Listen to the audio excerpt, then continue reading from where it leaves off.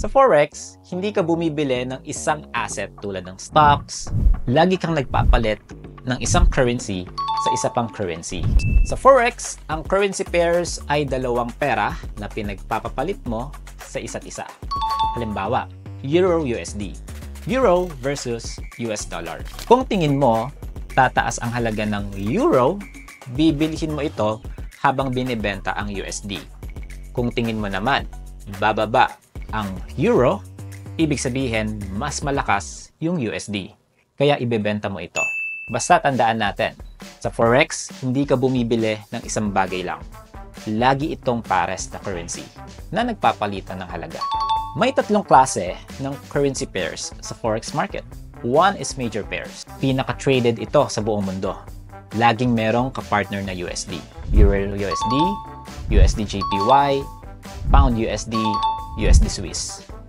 Minor pairs. Wala itong USD pero sikat pa rin. Euro GBP, AUD NZD, GBP JPY.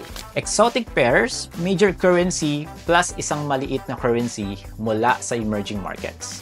USD THB or Thai Baht, Euro TRY or Turkish Lira. Alam niyo ba na ang Euro USD ang pinaka-traded na currency pair sa buong mundo? So, magbigay tayo ng example.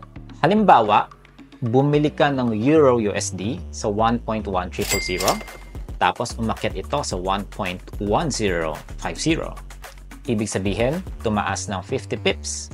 Kung nag-trade ka ng 1 standard lot, 50 pips times 10 US dollar equals 500 US dollar na profit. Ngayon, alam mo na kung ano ang currency pairs at paano ito gumagana. Pero, paano mo malalaman kung magkano ang kinita o nawala sa isang trade? Dito papasok ang pips. Sa susunod nating episode, pag-uusapan natin kung ano ba yung pips at bakit ito mahalaga sa trading. Kaya, i-click ang link sa description para mapanood ang susunod na video. Ngayon alam mo na kung ano ang currency pairs at paano ito gumagana sa Forex. Gusto mo bang matuto pa ng libre? Sumali na sa aming free 3-day Forex Trading Bootcamp. Mag-register na sa link na makikita nyo sa description or comment section. See you there!